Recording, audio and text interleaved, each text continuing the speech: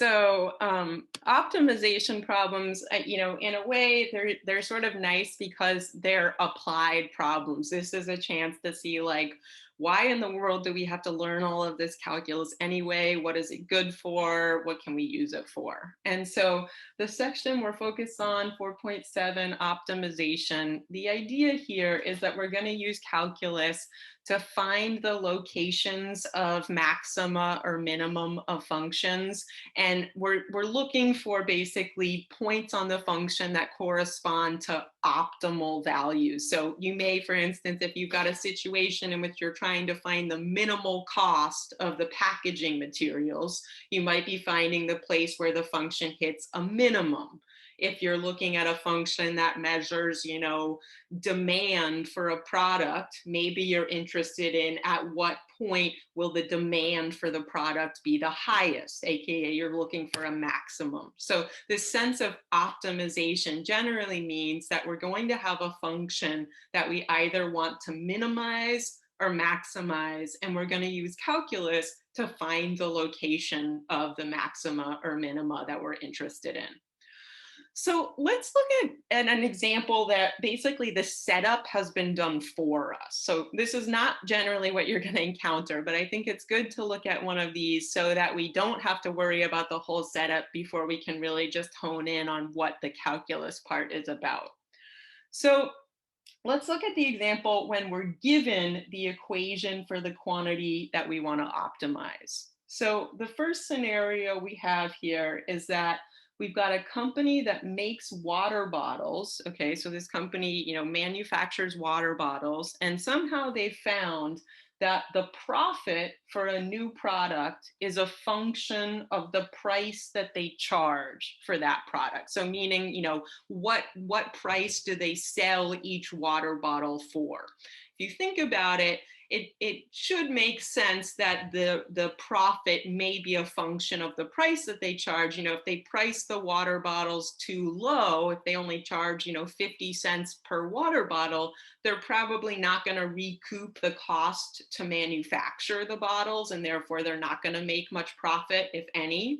And at some point, if the price is too high, if they're selling a water bottle for $100, nobody's going to buy it because it's too expensive, and therefore they're also not going to make much of a profit. So as is often the case, there's probably some sort of sweet spot, some price that they can charge for the bottle at which they're going to achieve a maximum amount of profit. So in this example, somehow this company has figured out the function that relates the profit they will make to the price that they charge for bottles. And we have that profit function given right here. So our profit function is that P of X, the profit in dollars for 1 year, is equal to 0.2 e to the x times 11 minus x plus 20,000. And X represents the price that they charge in dollars for each bottle. So for instance, if they're going to charge $20 for a bottle, that would mean X would be replaced with 20, and we would calculate the amount of profit they would make for that price of bottle by plugging 20 in for X and finding P of X. Everybody okay with just the function itself and the scenario?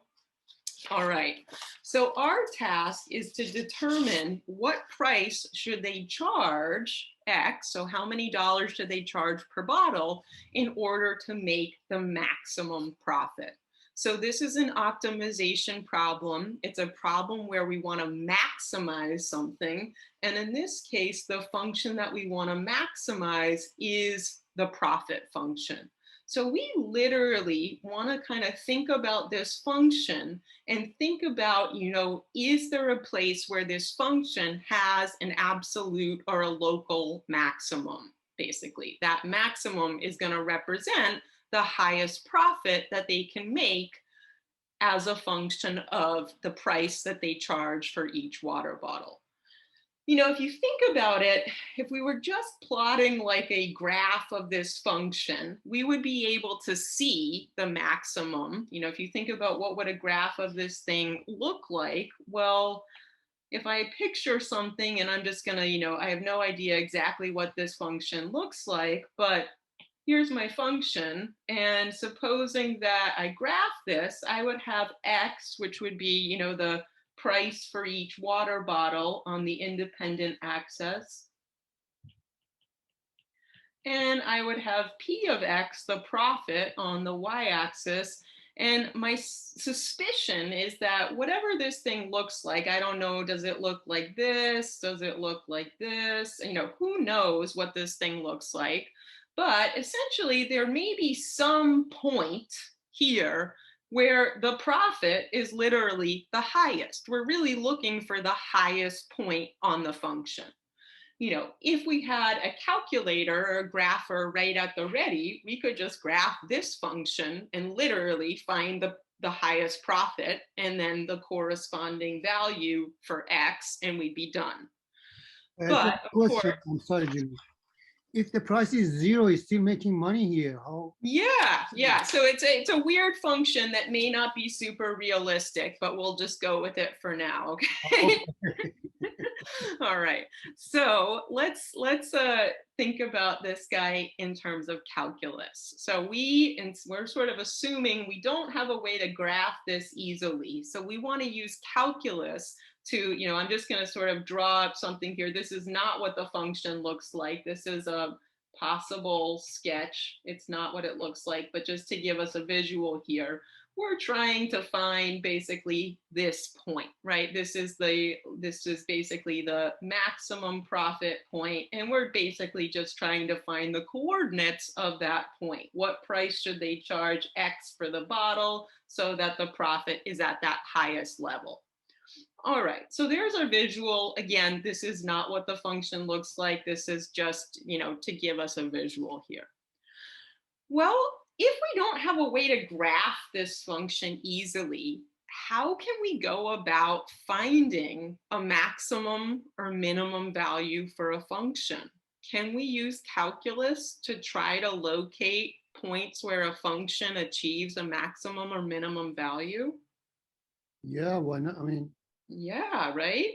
Remember that any maximum or minimum value for a function, provided we're looking at a function not on a closed interval, but on an interval that extends forever in both directions, has to occur at a critical number, right? Remember that if we're at a maximum point on a function, either the slope of the tangent line there has to be zero, aka we have a horizontal tangent line, or if my function sort of had a corner or something there at that maximum value, the tangent line would not exist.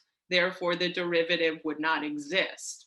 So a critical number, remember, is a value of X for which the derivative is either equal to zero or does not exist. And any maxima or minima has to occur at a critical number.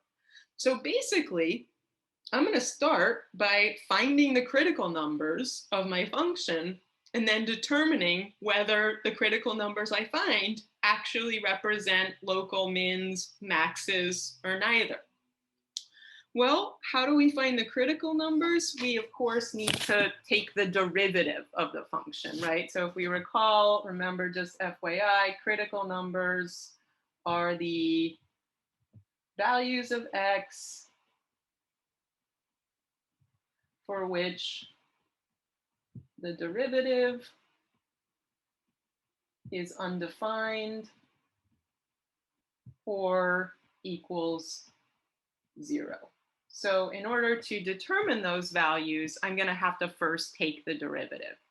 All right, well, here's my profit function. I want to calculate the derivative of this function, so I'm going to do p prime of x.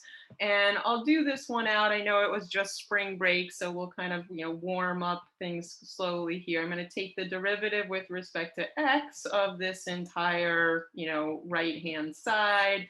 And if you can do this faster, great, by all means, please do that. I'm just kind of showing it step by step.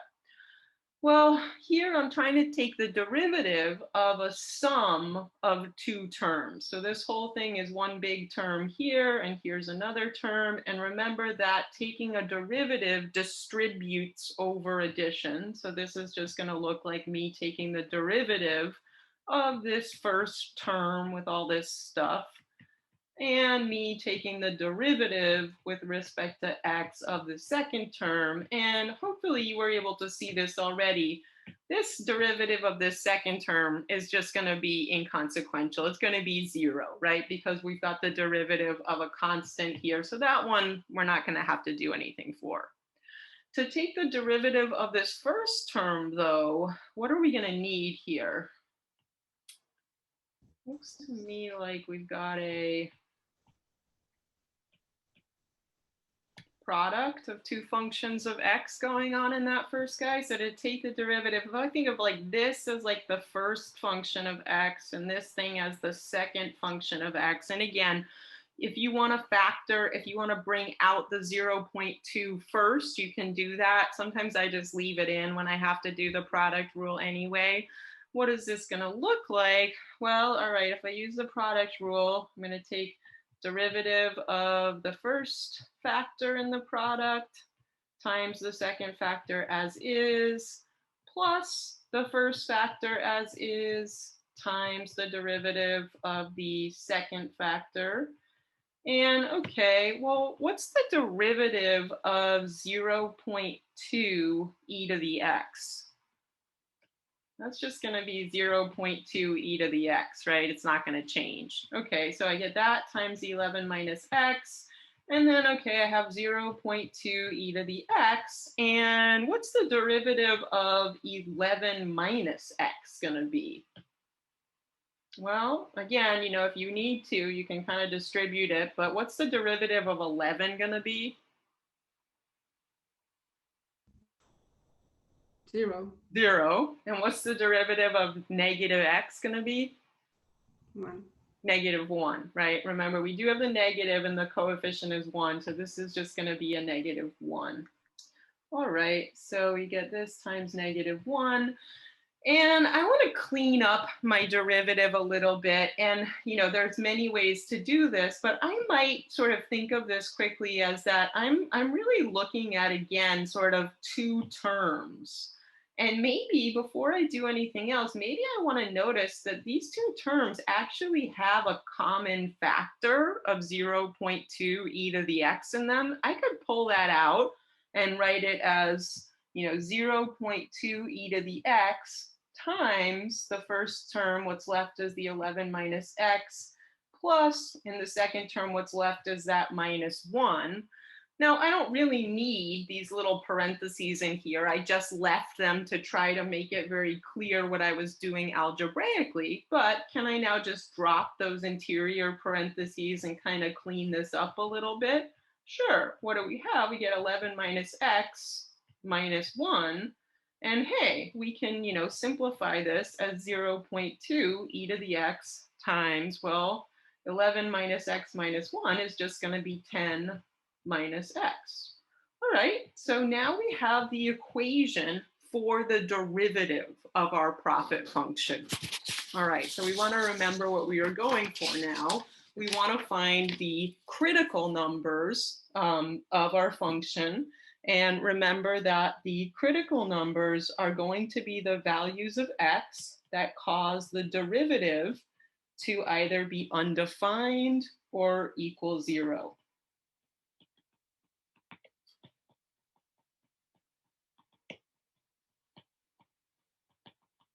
So p prime of x does not exist, or for which p prime of x is equal to 0.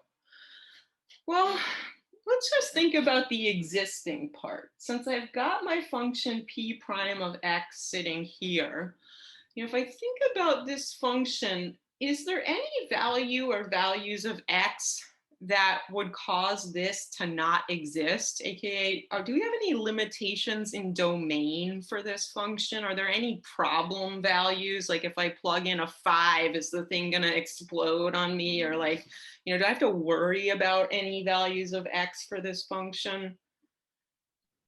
What's your gut feeling? I mean, infinity, Mm, well, if we think about it, can you plug in like any kind of value for x and e to the x? Like, can you plug in a negative number, a positive number, 0, and this part is defined? Yeah, e to the x exists for all x. I mean, are you going to run into any problems in this second factor if I plug in a negative, a 0, a positive? No, I'm going to get some real number. So this thing is always going to be the product of a real number by another real number, which means that p prime of x is actually defined for all x. So in our case, we get lucky here, and indeed that our p prime of x exists for all x. So I don't have to worry. Basically, I get to ignore the whole business of critical numbers occurring when x is a value at which the derivative does not exist. Since here it exists everywhere, we're good to go. Let's just consider the values of x that are going to cause p prime of x to equal 0. Okay. Well, p prime of x will equal 0 if basically the function is equal to 0. So if I set my p prime of x equal to 0, and now I can try to solve for x. And well, since I've got factors here, I kind of have like a factor out here and another factor here. I can indeed use the 0 product property and say, well, hey, remember, if two things multiply to make 0, the only way that that can happen is if one or both of those things are actually equal to 0 themselves. So via the 0 product property, we can now say that this implies either that this first factor, 0.2 e to the x, has to equal, that's supposed to be a 0, or the second factor, 10 minus x, has to equal 0. Well, the first guy, in fact, there is no value of x that will satisfy this equation. It is not possible for 0.2 e to the x to ever equal 0. So this is one where basically it's not going to give us a 0 of x satisfies this equation. So this guy is actually never going to equal 0. Well, that's okay. This equation could still equal 0 if my second factor equaled 0. And clearly the value of x that's going to cause this second factor to equal 0 is if x is equal to 10. So what we determine here is that if x is equal to 10, our derivative, p prime of x, is going to equal 0. So what we can say is that 10 is a critical number of our function. All right. Now, what does this mean? Remember that this only means that if I'm looking at my original profit function, and let's just say I quickly make a little sketch down here so we're on the same page. There's a great axis. If I make my original profit function, not the derivative, but the actual profit function, what I've just learned is that when x is 10, whatever the height of this point happens to be, whatever p of 10 is, what do I know about my profit function at that point? Do we know anything about our profit function at that point? Do I know that this is a maximum? no, we don't. What do we know? We really only know like one thing. And what is The that? local max or min, either one could be. Well, it's actually possible that it's neither as well. What do I know? Basically what I know is that when x is 10, the value of the derivative is 0. Remember that the value of the derivative is the slope of the line tangent to the function p at 10. So the fact that p prime of 10 is equal to 0 simply means that this function, whatever it looks like, has a horizontal tangent line there. What could the function look like? Well, sure, maybe it does something like that, and maybe that point is a local max with a horizontal tangent line. It could also be that maybe that point is like a local minimum, and it's actually like the worst profit for us. Or isn't it also possible that that's neither a local max or min and maybe is just some random plateau point where for a moment we have a horizontal tangent line? Yeah, so all I know here is that basically we have a horizontal tangent line when x is 10. I don't know for sure that this, in fact, is a place where the profit is maximized or minimized. So, what do? How can we determine if we actually have a local max, min, or neither at x equals 10? That's really our next step. So, how can we actually ensure One more derivative. p of x has a local max, min, or neither at x equals 10? Well, there's two ways. So Parvis just said one more derivative.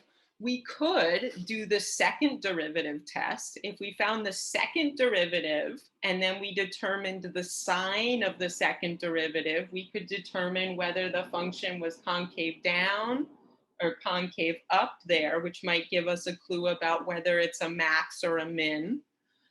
We could also use the first derivative test. Remember, the first derivative test was basically to say, well, I know there's a horizontal tangent line at x equals 10. What if I determine the sign of the first derivative to the left and right of 10? If I know that the first derivative is positive to the left of 10, then I know my function is increasing. If I know the first derivative is negative to the right of 10, then it's going to be decreasing on that interval. And then I conclude that that point has to be a max. Let's do both tests just kind of as practice here. So let's try the first derivative test to begin with, since we already have the first derivative calculated. So one option is can use the first derivative test.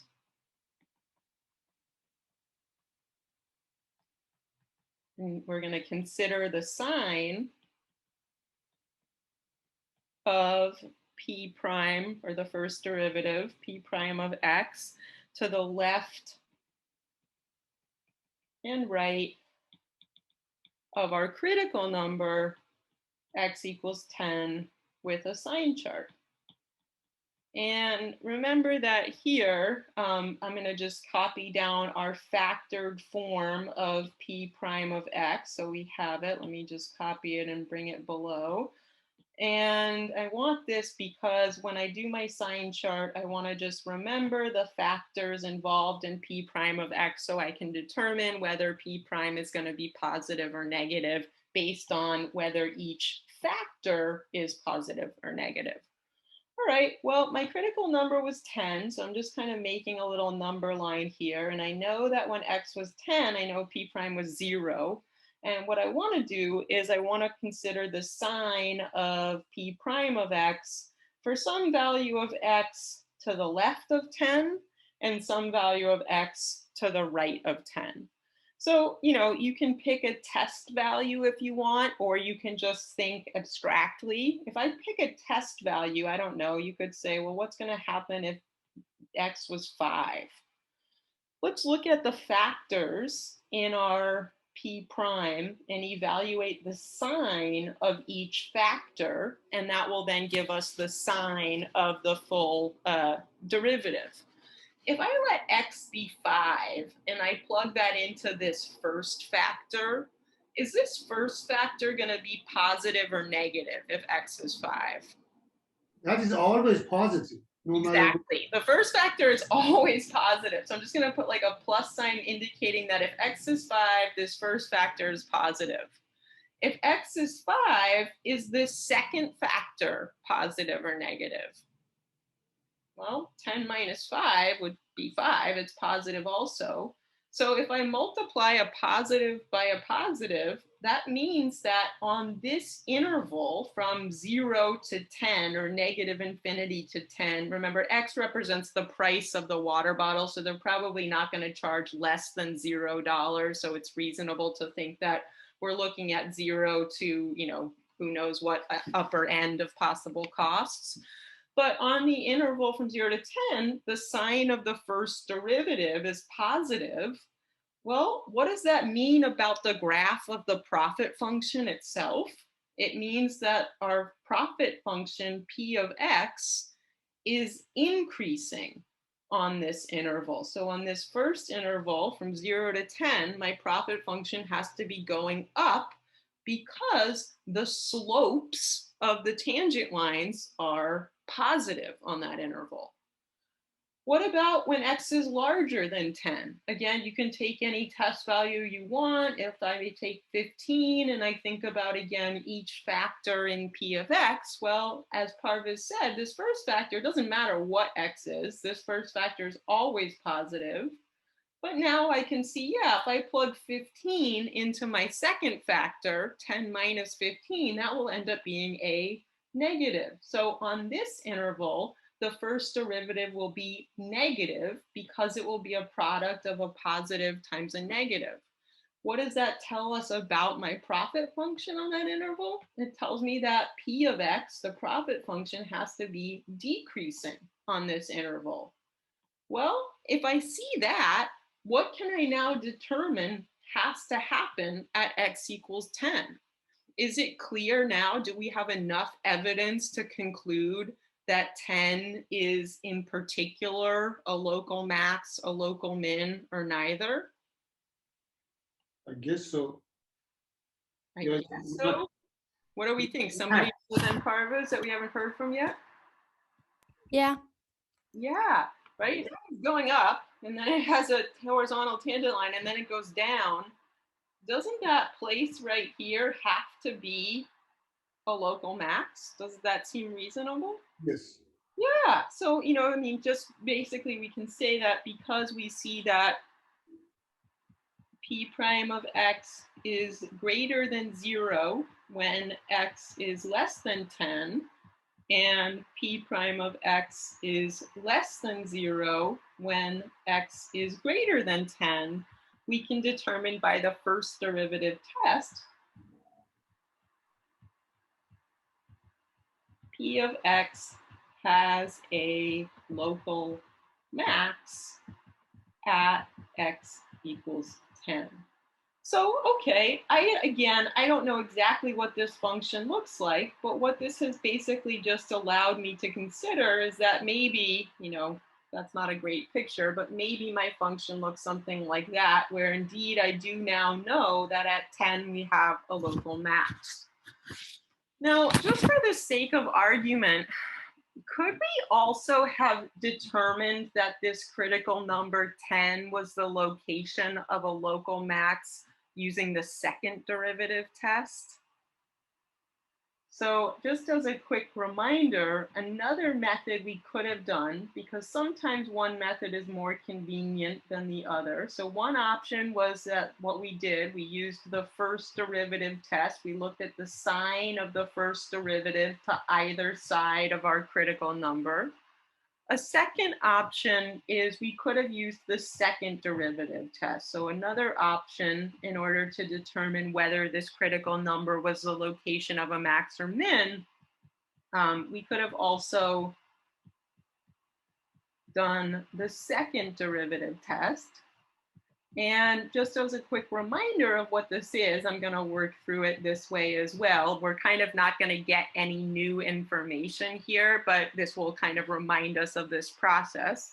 And in the second derivative test, we would want to determine the sign of the second derivative at our critical number X equals 10. So we want to know whether P double prime of 10 is positive or negative, which is going to tell us about concavity.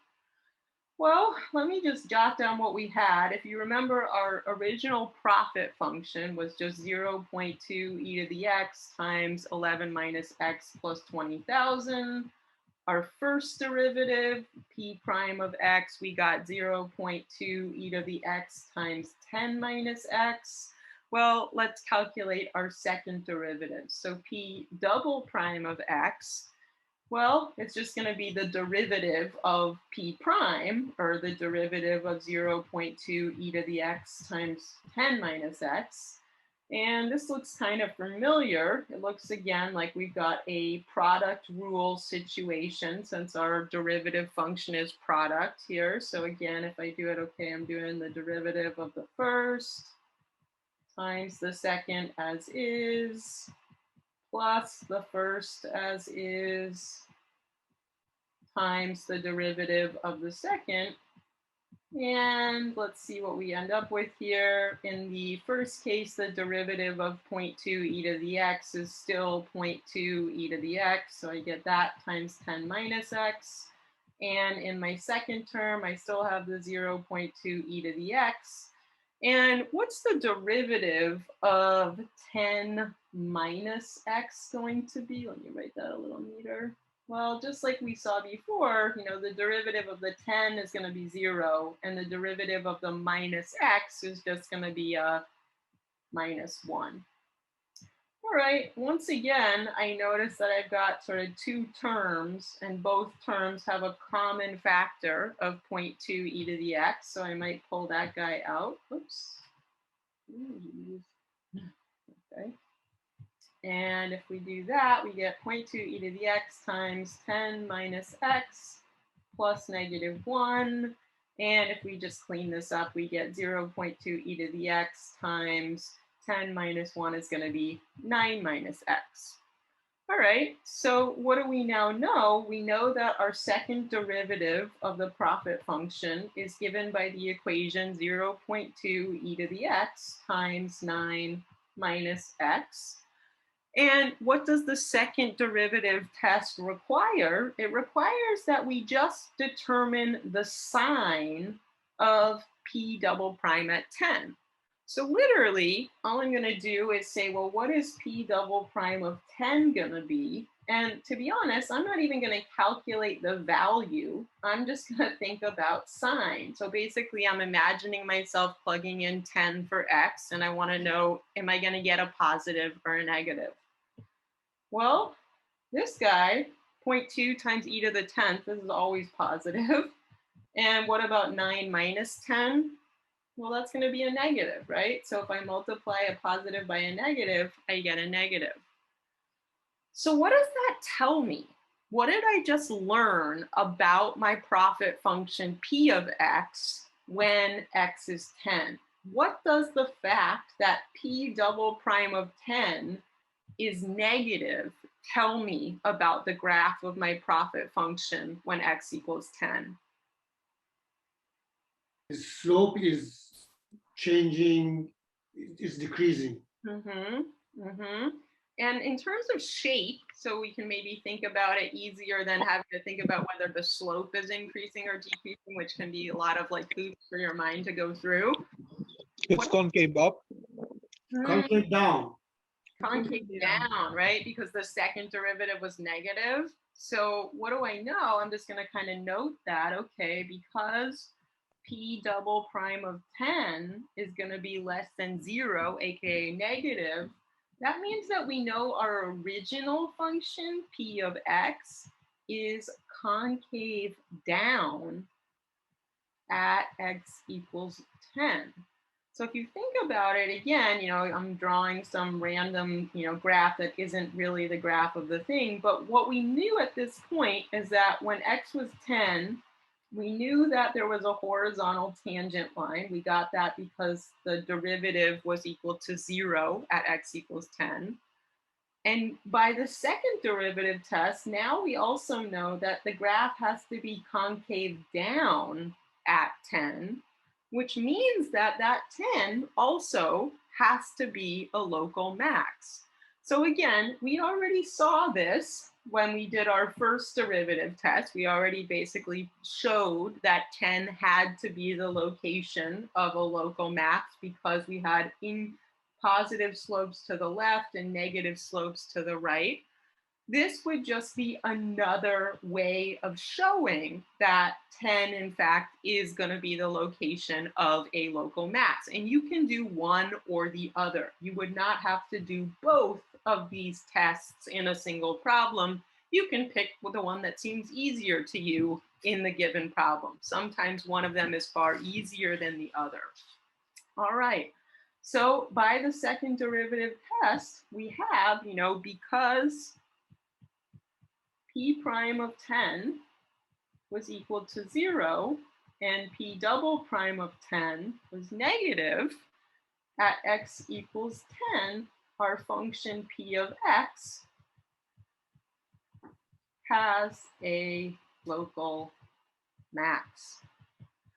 So what did we learn? This was a long-winded approach to this problem, but basically we learned that our profit function, whatever it happens to look like, is going to, in fact, when x is equal to 10, reach a high point. And there it's going to have a slope, a tangent line slope of 0, and it will be concave down, and that will be a maximum. So if we want to know the, answer to our question here, what we can see is clearly, the optimal price to charge for each water bottle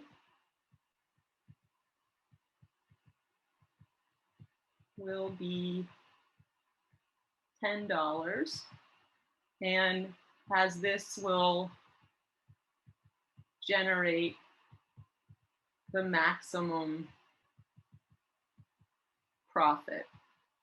And if I want to actually find the profit will simply be the value of the function p when I plug in 10 for x. And so if I actually calculated that, I would do p of 10, and that would be 0.2 times e to the 10th times 11 minus 10 plus 20,000. All I'm doing right here is taking my original p of x function and evaluating p of 10. And if I do that, I end up with something in the neighborhood of, I think rounded to 2 decimal places, we get $24,405 and about 29 cents.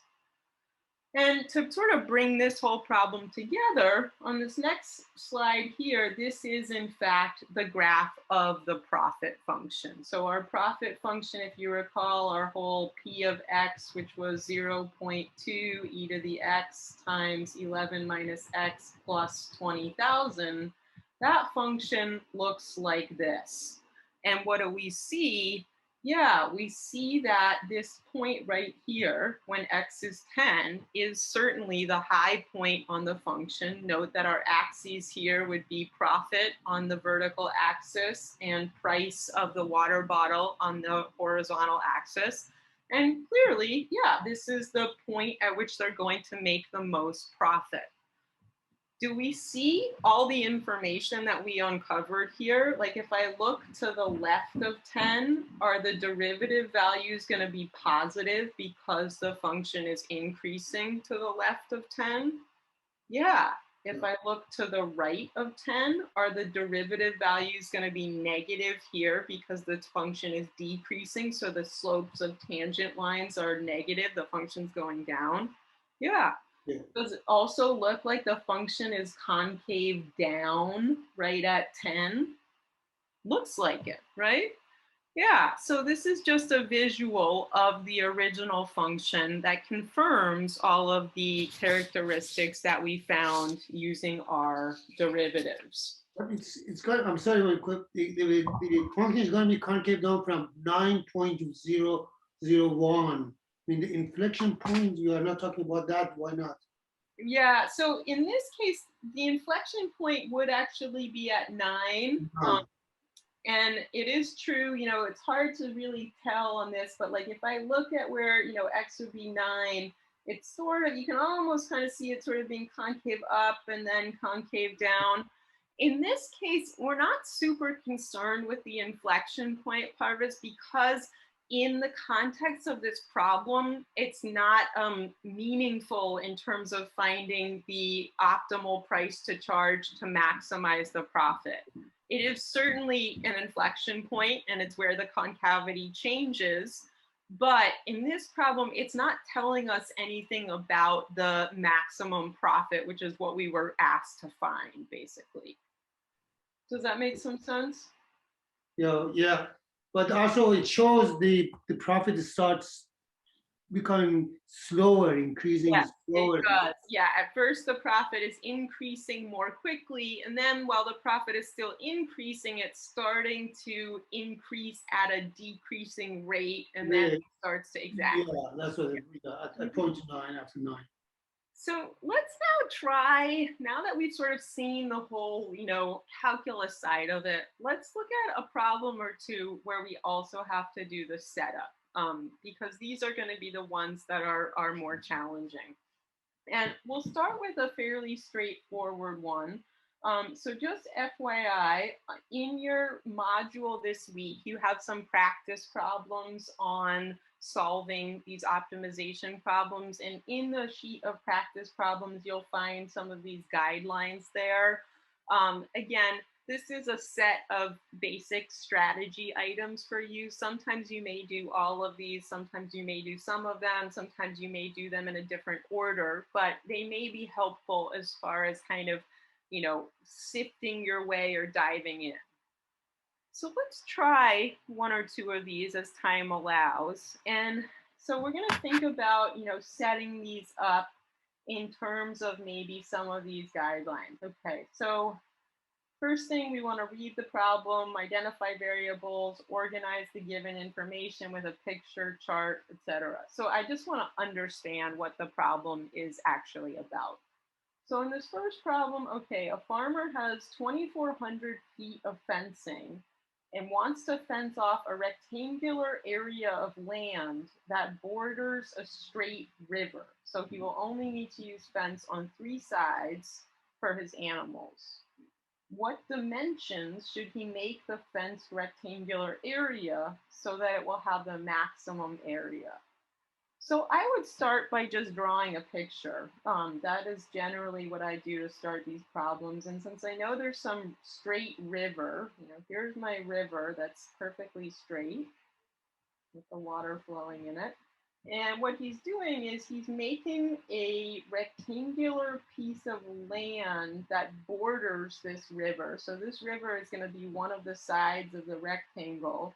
So he only needs to use fence on 3 sides. Okay, so I'm thinking he's trying to build some kind of pen that basically goes like this. And the black lines indicate places where the fence is. So in here, we put the animals, and they're not going to escape because they're fenced in on 3 sides, and then they're not going to cross over the river because it's a raging, dangerous river. All right, and so what do we want to do here?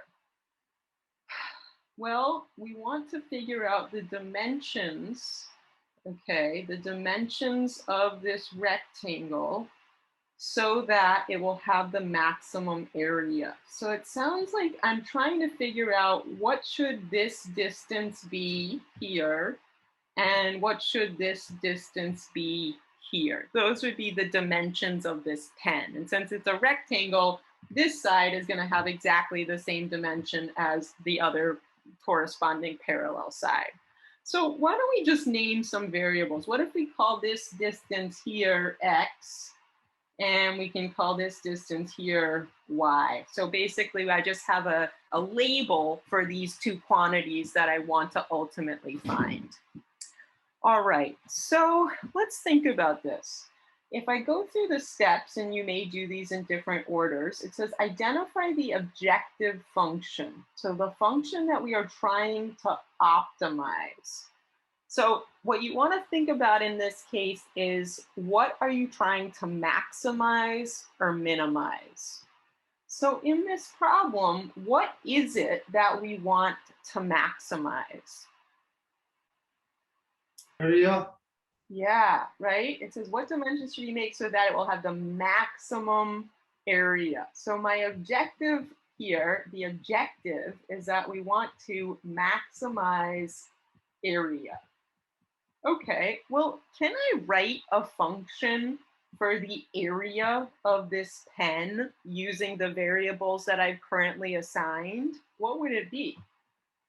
Area would equal, well, how do I find the area of a rectangle? I just multiply the, one dimension by the other, right? Yes. So the area of this thing would just be x times y. Does that seem reasonable? Now, notice right now, if I were representing this as a function, I would say that my function area, and right now, my function area is not just a function of one variable, but it's a function of two variables. Now, you may not be familiar with this yet, but you'll see it in Calc 2, so why not get introduced now? Right now, area, as written, is a function of both x and y. To write this in function notation, I would write like a of x comma y, just meaning area is a function of both variable x and variable y. And that function is just that we multiply the two values together. So here, this does not mean a point. This just means that area right now is being expressed as a function of two different variables.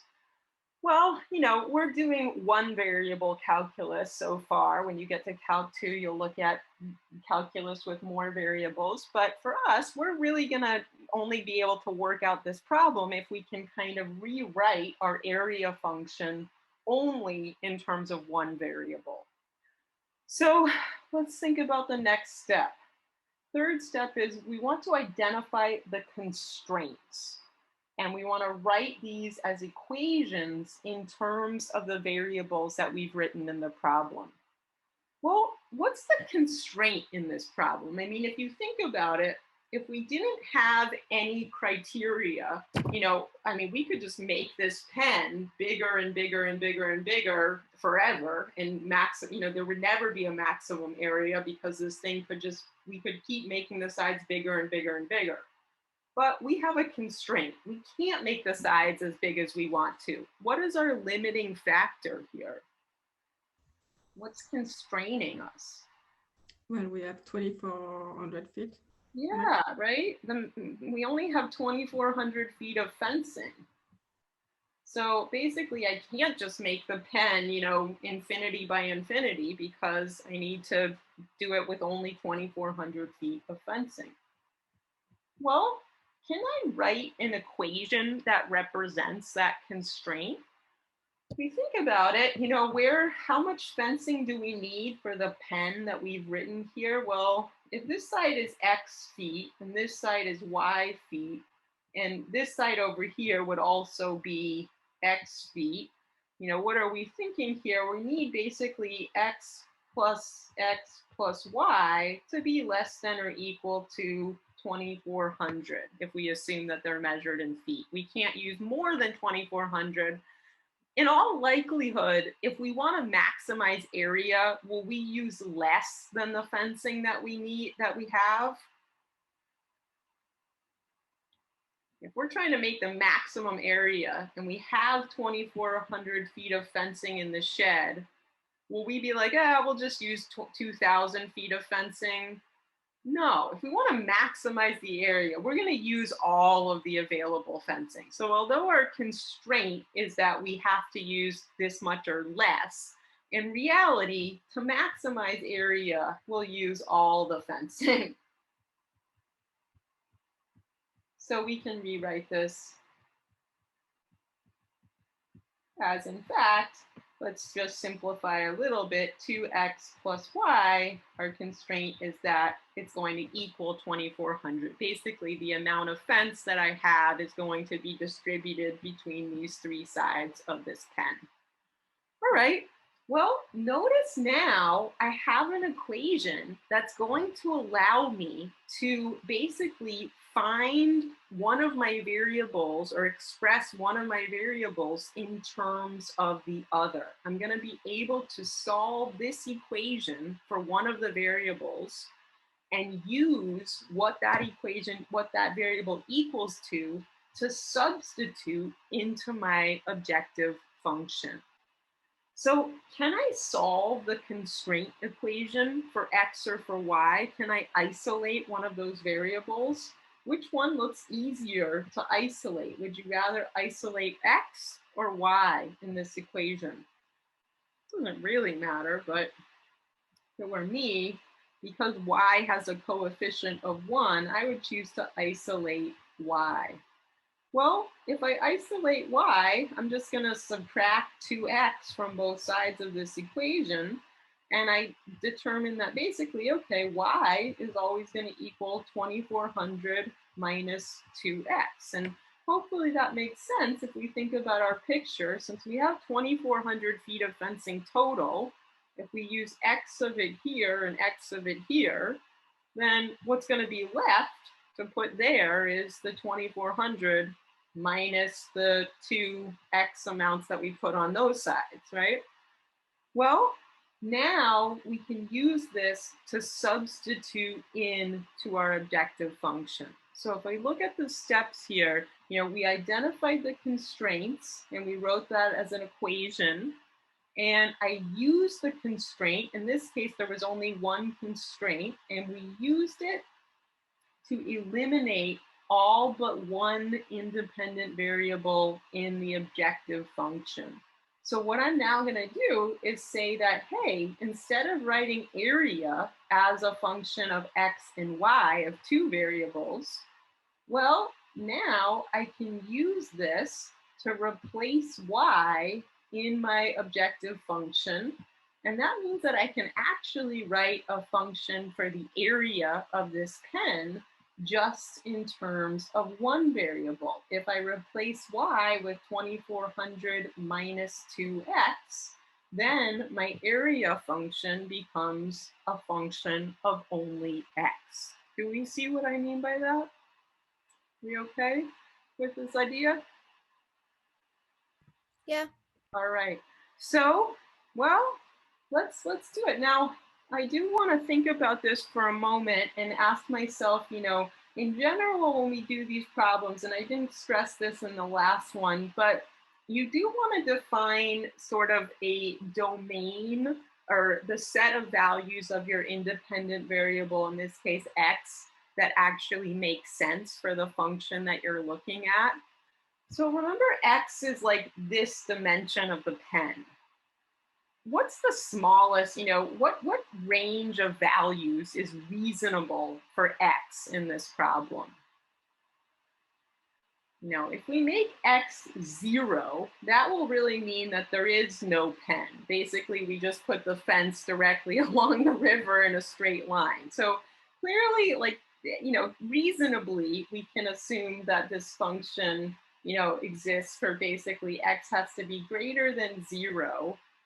And what's our upper cap on x? If you think about it, since we only have 2,400 feet of fencing, what's the sort of upper limit on what x could be? Well, if both of these sides were, half of 2,400, if this was 1,200 and this was 1,200, then we'd use up all of the fence just making those two sides, and our pen would actually just be like two fence sides like right next to each other with absolutely no pen, right?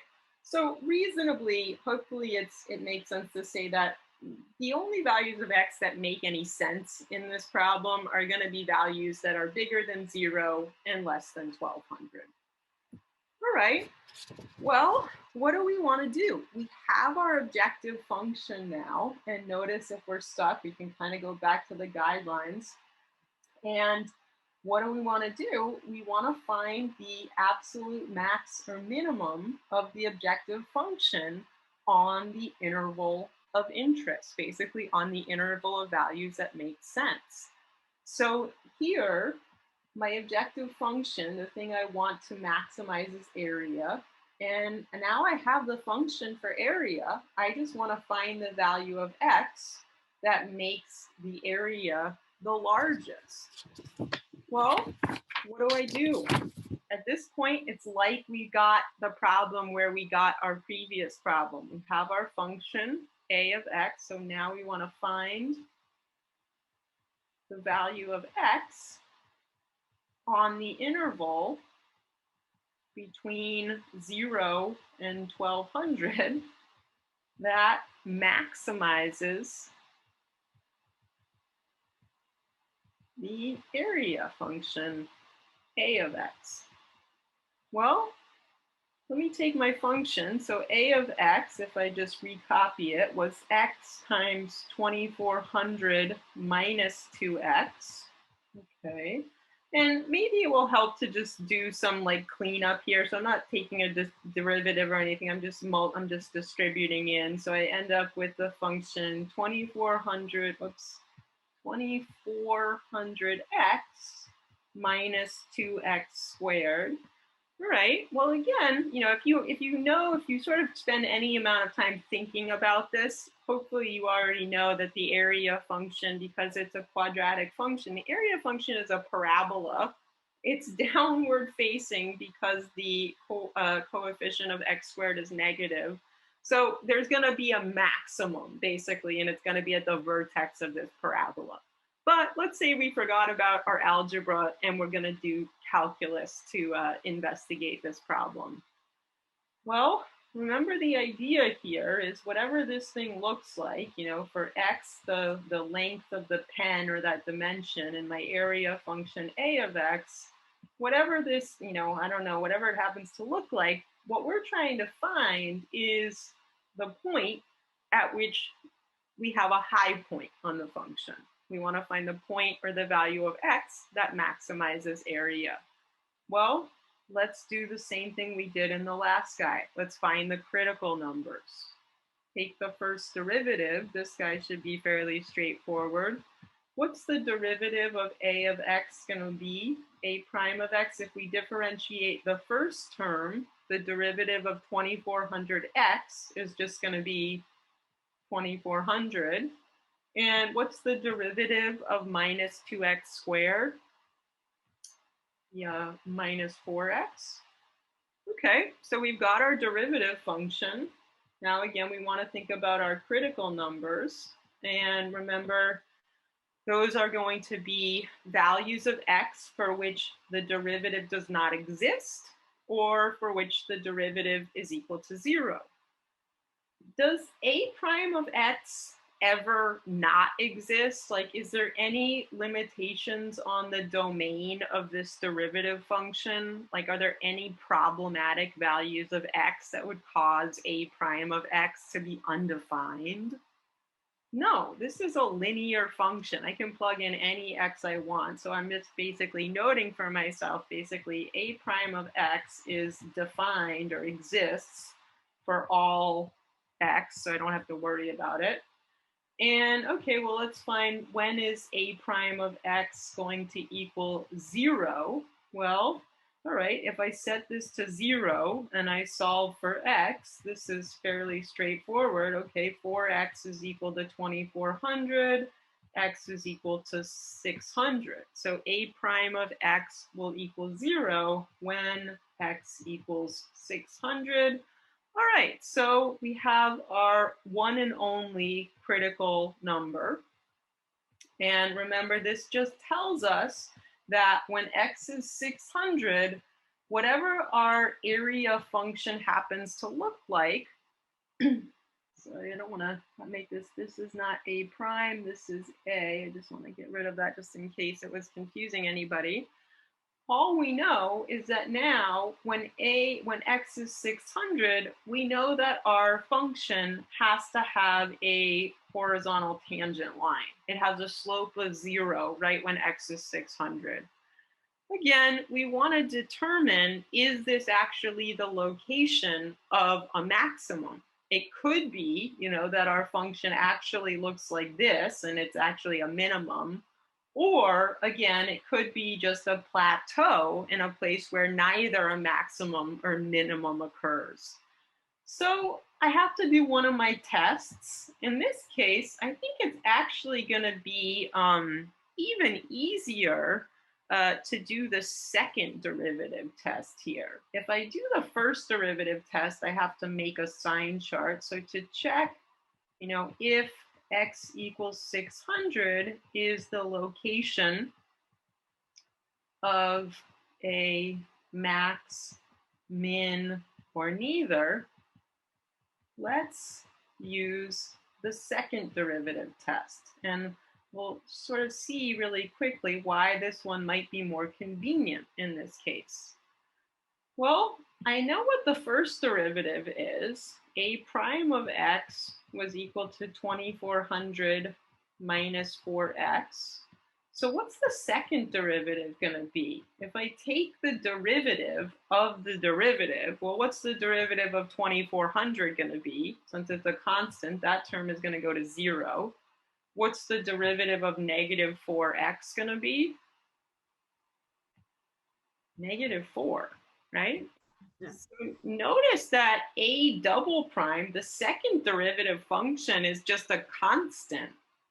That means that for any value of x, when x is 600, when x is 10, 10, when x is 50, when x is 782, the second derivative is just always negative 4. Basically, that means that the second derivative, regardless of what I plug in, is always going to be negative. So note that our first derivative, a prime of 600, was equal to 0.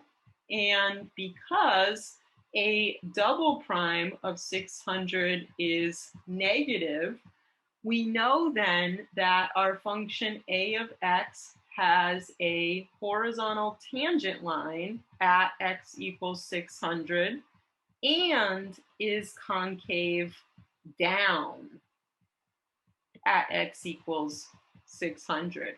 So that's going to mean that, in fact, my function probably does look something like this. Now, of course, it actually looks more like that, but no matter. The point being is, since I know that this is a point with a horizontal tangent line, and I know the function has to be concave down there, I have basically ensured that that is the location of a max. So what we now have is, therefore, a of x has a max at x equals 600. Okay, so what does our picture end up looking like then? Well, if we think about it, all right, we just determined that basically, I think we're going to have x equals 600. So these two sides of the pen are both going to use 600 feet of fencing. So what's the other dimension of the pen going to be? Well, if I use 600 and 600, I've already used 1200. We had 2400 to start with, so that means we're going to have 1200 left for this remaining side. And one way you can kind of confirm that your answer is good is you can actually calculate the area of this pen given these dimensions. And then if you want to see that it's the maximum area, you could change the dimensions a tiny bit and calculate again, and you'll see that, in fact, this is the best you can do. What do I mean by that? Well, I mean, if we think about it just as a quick exercise, we found the value for x and then the value for y that we assume is going to maximize area. We saw that x is going to be 600, y was going to be 1200. If I compute the area of the pen for those two dimensions, I get an area of 720,000 square feet. Let's say we changed it a little bit. What if instead of using 600 feet for these sides of the pen, we used like 599? So we used 1 foot less on each of those two sides. And that meant that we had 2 extra feet to use on that long side parallel to the river. So this would be 1202. If you multiply those two guys, what do we get for the area of a pen with those dimensions? Well, I'm getting 719,998 square feet. So we're getting slightly smaller pen. And notice if I went sort of the other direction, so here I made the 2 sides a little bit shorter than 600, and that made the third middle side longer. What if I made the 2 sides, like here and here, instead of 600? What if we lengthened them a tiny bit and made them like 601? So if each of those sides was 601, then I basically have 2 extra feet on the sides together. So I have 2 less feet for y, so this would be 1198. And if we find the area of a pen with those dimensions, again, I get 719,998 square feet. Now, this is, of course, not a proof of anything, but hopefully it's just going to give you some intuition sort of about the fact that this is kind of the best we can do if we're trying to maximize area. Notice that if I go in either direction, I kind of start to lose area. So in this case, we would say that, the optimal dimensions for our pen would be to use 600 feet on each of these sides, 1,200 feet here, and that would give us the maximum area of 720,000 square feet.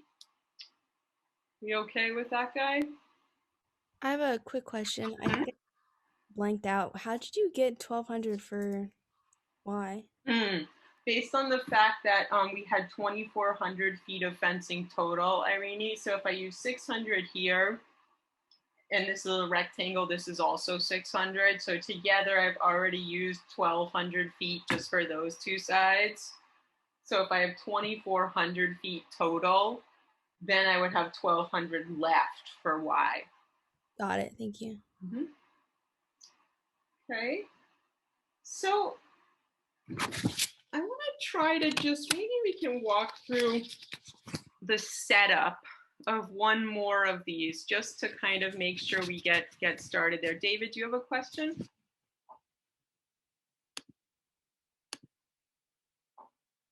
In these types of problems, is there an optimal ratio?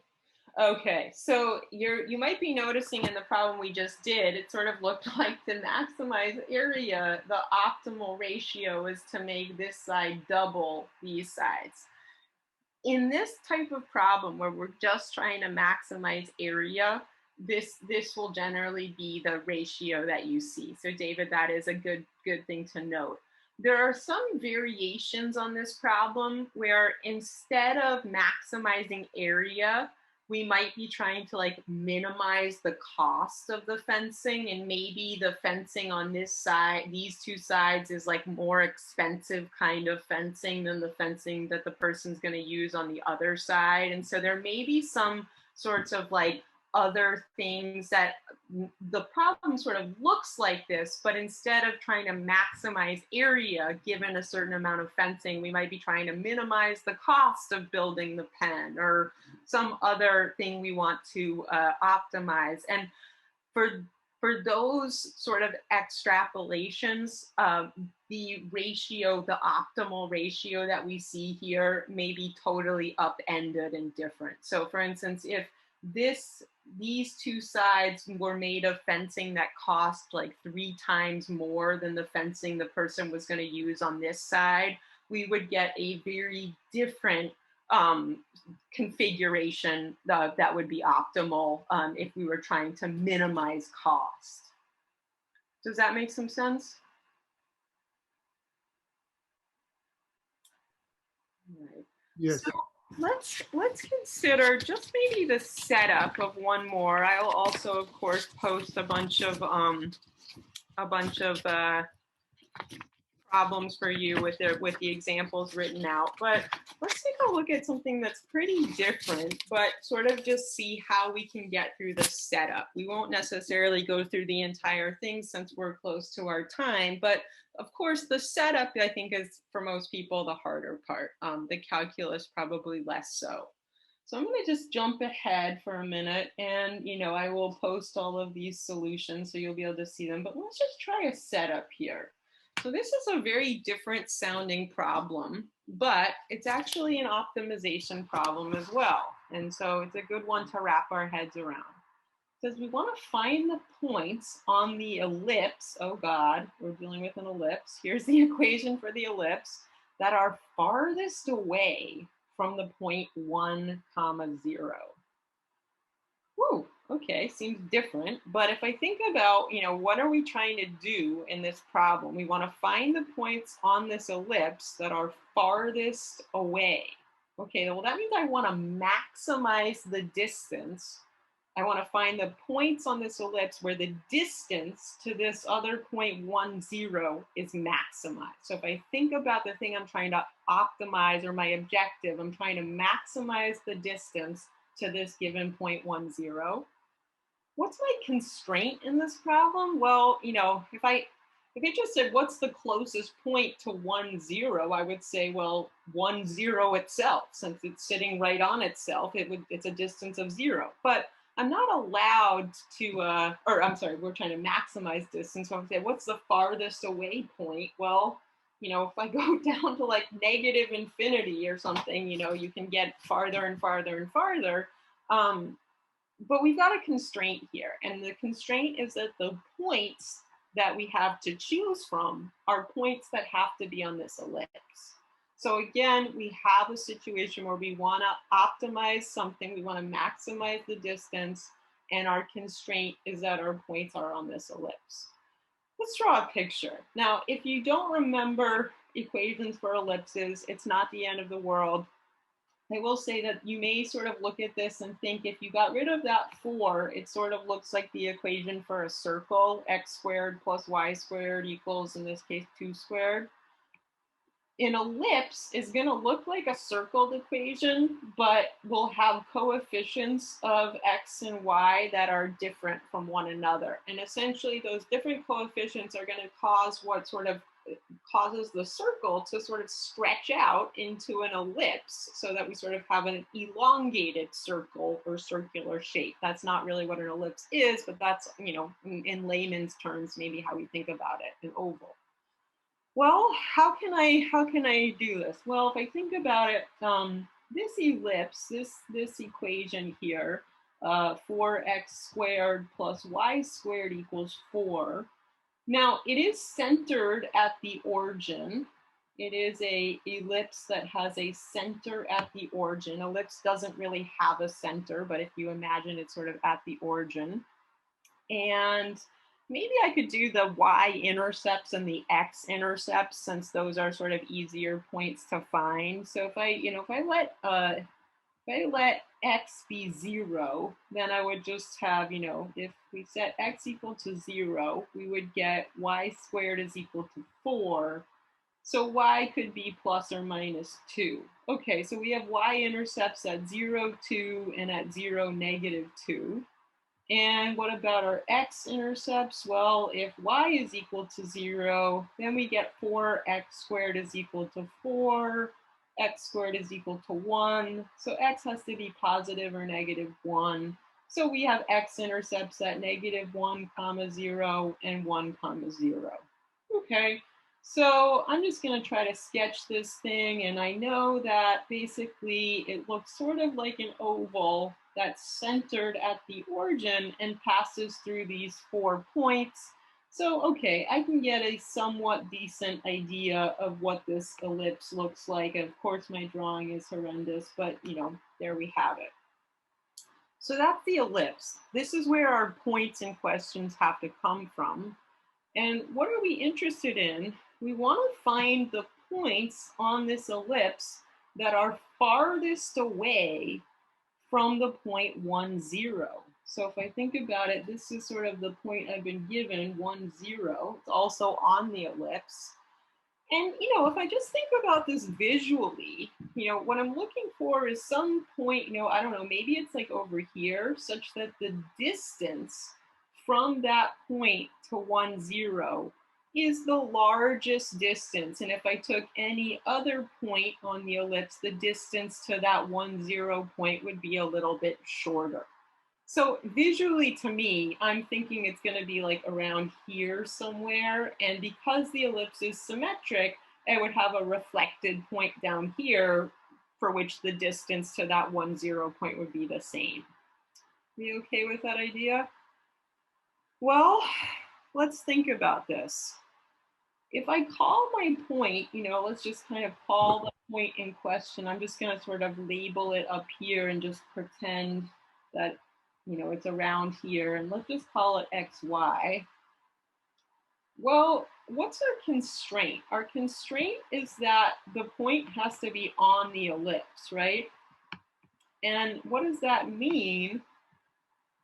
It means that basically on this ellipse, any point x comma y has to satisfy this equation. So on the ellipse, we know that whatever x and y are, they have to satisfy the equation 4x squared plus y squared is equal to 4. I'm going to isolate y. This will give me y squared is equal to 4 minus 4x squared. And if I square root both sides, I'm going to get y is equal to positive or negative the square root of 4 minus 4x squared. Now, why do I get positive and negative? Well, in fact, the positive values for y are going to be the values on the upper half of the ellipse, and the negative values for y would be the values on the lower half of the ellipse. Now, note, this is not a function. Y is not a function of x. It fails the vertical line test. But we can kind of see where these two halves come from when I look at sort of solving for y. Well, in our case, because we know whatever point we find up here is on the top half of the ellipse, maybe we can just deal with the top half and say that on the top half of the ellipse, the y value is always going to be equal to the positive square root of 4 minus 4x squared. Because if I can find this point, I know I can find the reflection, the symmetric point on the other side of the x-axis. Instead of trying to solve for both of these points at the same time, I can just pick one or the other to find and then reverse the sign of y and I'll get the other point. All right, so that means that instead of calling this point x comma y, I can label this point slightly differently. I can say, oh geez, okay, forget that. I can call this point x comma the square root of 4 minus 4x squared. Basically, all I'm doing is acknowledging that here, y to be on the ellipse has to be equal to that function of x on the top half of the ellipse. All right, well, what's the objective function here? What are we trying to do? If we think about, here was our constraint, right? The point was on the ellipse. What's our objective? Well, the objective is we want to maximize the distance from this point, xy, to this other point that we were given, 1, 0. Well, do we have an equation that gives us the distance between any 2 points? Do we remember the distance formula? Remember the distance formula? Remember, if we have any 2 points,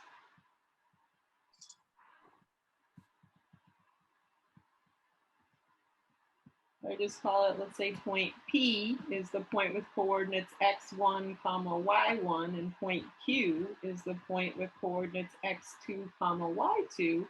The distance between P and Q, or from P to Q, It's basically just found, it's really just a, it's the Pythagorean theorem, basically sort of already solved. We would take the difference in the x coordinates and square it, plus the difference in the y coordinates squared, and we would take the square root of that sum. Really, this is just, a squared plus b squared equals c squared, solved for c. C is going to equal the square root of a squared plus b squared. And here the sides of the triangle A and B are basically just the difference in the x coordinates between your 2 points and the difference in the y coordinates between the 2 points. So here the difference in the x coordinates is basically this distance of the triangle, this side. Distance in the y coordinates is that distance. What we're looking for is the length of the hypotenuse of that right triangle. So that's where the distance formula came from.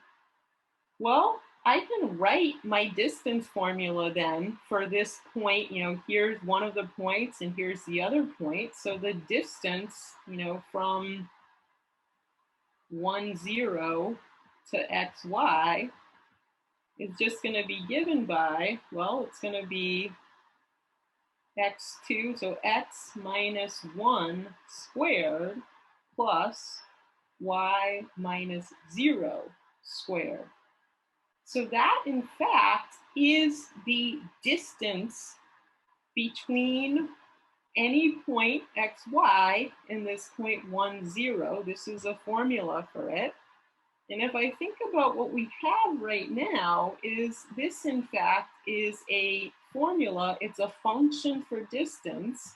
And in fact, it's a function that is a function of both x and y. If we look at sort of what's involved on the right-hand side, in order to calculate distance, we would have to know x and y. So right now we have distance as a function of xy is the square root of x minus 1 squared plus y minus 0 squared.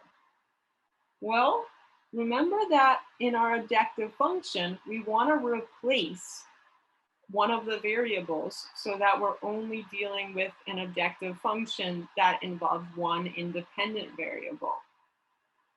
Can we use our constraint in order to replace one of the variables in our distance function? In a way, we already did, right? If you think about it, note that we said, hey, if this point is on the ellipse, then the y coordinate, and let's say more specifically, if this point is on the top half of the ellipse, then whatever x is, the y coordinate has to be the square root of 4 minus 4 times the x coordinate squared. So notice I have a way to substitute for y that involves just using x. So can I take the function that I'm trying to, in this case, maximize, and just instead of writing it as a function of both variables x and y, now rewrite it as a function of x, where x is the x coordinate at the point that I'm looking for?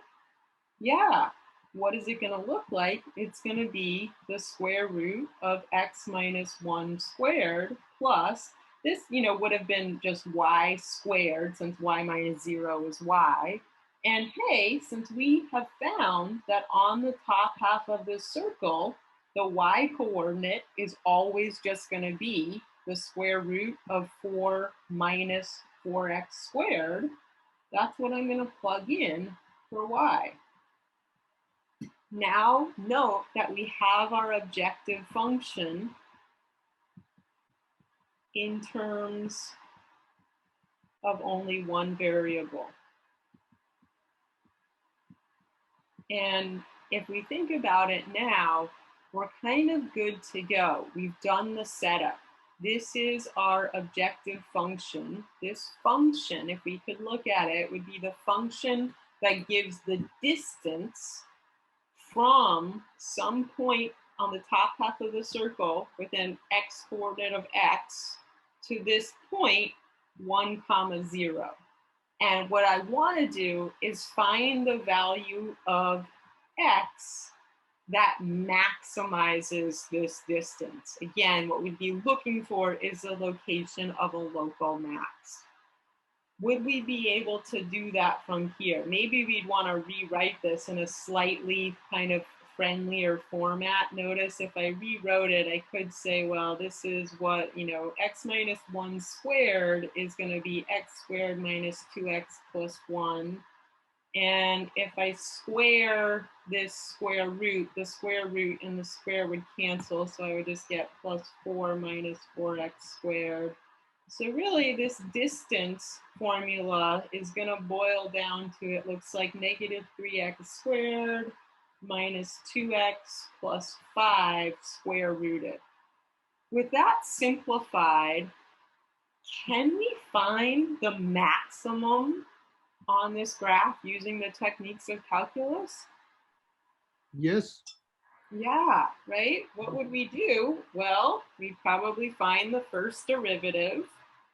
We'd find the critical numbers, the values of x that made the first derivative equal to 0 or not exist.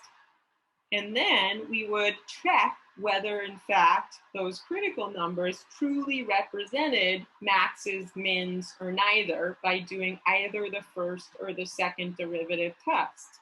And that would give us, in fact, the value of x that would make this point the furthest we can get from that 0.10 on the ellipse. So I know we're over time. I'm not going to go through the calculus part. Just FYI, if you go through the calculus, I have one question, Julie. If you use minus the square root, still we'll get the same result. yeah, Because when you square it, it really doesn't matter. yeah. But is it going to give us the point in the negative side, or what will happen? Well, to get the point on the negative side, once we found our value of x, Parvez, we would have to note that on the ellipse, every y value is either positive or negative this. So for every single value of x, we would get 2 different y values if we go back to the equation for the full ellipse. Okay. And so by plugging in whatever value we get for x here, we will actually get both points, x comma the positive version of y and x comma the negative version of that same y coordinate. Does that make sense? Yes, thanks. And, just FYI, if you're going to start taking the derivative, I would recommend, writing the objective function as this to the 1/2 power. To differentiate, you're going to need to use the chain rule. And then you're really, again, just finding, okay, what are the values of x that cause this derivative to not exist or equal 0? And then you're going to determine whether those are, in fact, are maxes or mins or neither. Does that make sense as far as how to get started here? This one's obviously a lot more difficult probably to set up than that land problem was, but now you've seen sort of at least 2, and you'll have all of my examples for the other ones on that worksheet to look through. We okay?